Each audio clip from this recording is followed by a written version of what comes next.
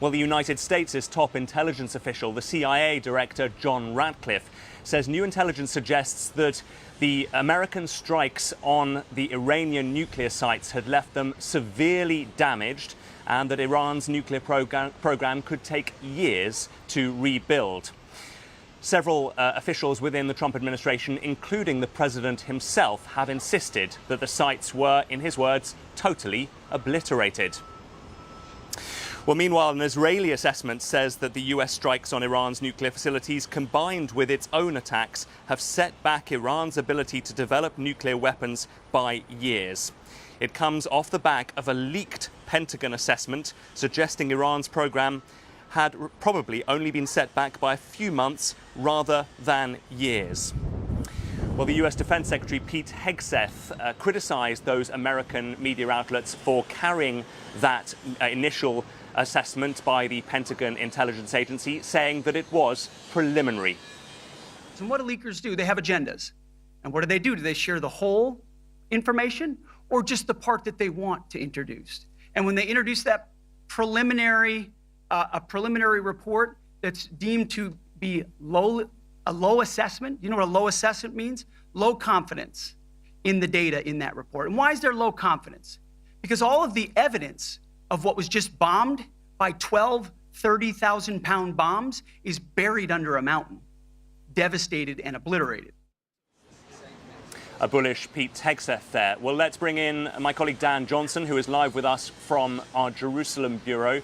Dan, while the row goes on about the extent of the American damage on Iran's nuclear sites, Donald Trump has also weighed in on Benjamin Netanyahu's political and indeed legal woes at the moment. Tell us more.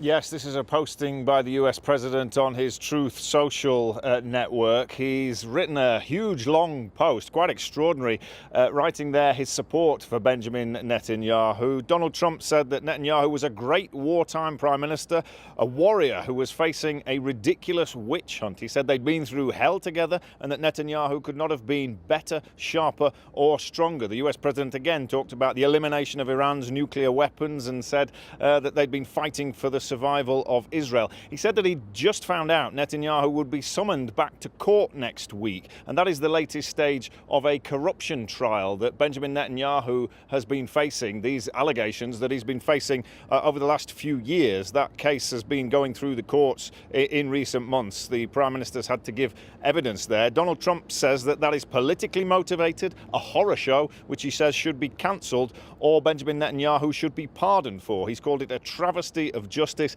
and said that after saving Israel, the US would now do what it could to save Benjamin Netanyahu. And Dan, while the focus has been very much on Iran, of course, over the last 2 weeks, there are several other hotspots of hostility in the region, not least in the West Bank, the occupied West Bank, where there has been renewed violence and indeed fatalities there. Give us the latest on that.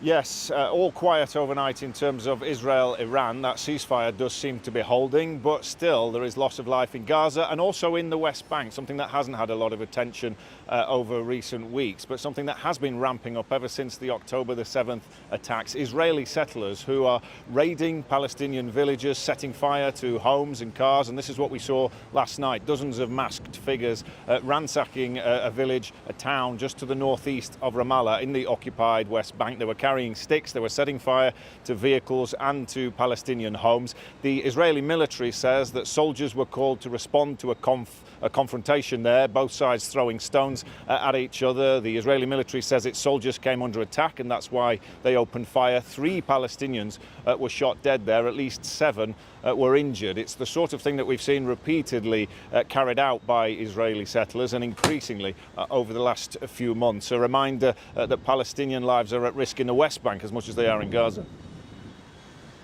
Dan Johnson in Jerusalem, thanks very much indeed. Well, as Dan was saying, the ceasefire with Iran appears to be holding for now. Our chief international correspondent, Lise Doucette, is in Tehran. She is being allowed to report from there on condition that her reports are not broadcast on the BBC's Persian service, which broadcasts to the people of Iran. This law is being applied by the Iranian authorities to all international media outlets in Iran. She says that on the streets of Tehran there is a growing sense of returning to normality. Enormous relief that the bombs have stopped falling. You can feel even hour by hour the rhythms of the city returning, if we can say normal, but that's only on the surface. Just a short time ago I saw a group of young Iranian men and women, all of them in their running gear. It's a beautiful summer's day here. Traffic is starting to return. The first international flights will happen today. The internet is restored, so Iranians can use many social media apps are banned here at all times, so they use VPNs to get around them. So conversations are starting online, some for and some against the governments. But you can see on the streets of Tehran, there are still cafes and shops and government offices which are still shut. So many people left this city when Israel started attacking, and some of them haven't come back yet. They want to be sure that this ceasefire is going to hold. The officials here are maintaining a very defiant tone. The president, Masoud Pezeshkian, had sent a message to the nation last night, hailing the resilience and the defiance. Last night we went to a concert in a landmark square here in the city, Azadi Square, Freedom Square. It's where Iranians often gather at defining moments in history. And underneath this beautiful, iconic shrine of the soaring white marble, the Tehran Symphony Orchestra was playing. And Iranians came and talking to them. Some supported the government, some didn't support the government, but they were all there to listen to the patriotic songs and say, really worrying for this moment. The emotions are still raw, worried most of all about their future, of the future of their country. And yes, the conversations will start in public and private, but right now Iranians are just trying to come to terms with the enormity of what has been happening here. Lise Doucette in Tehran.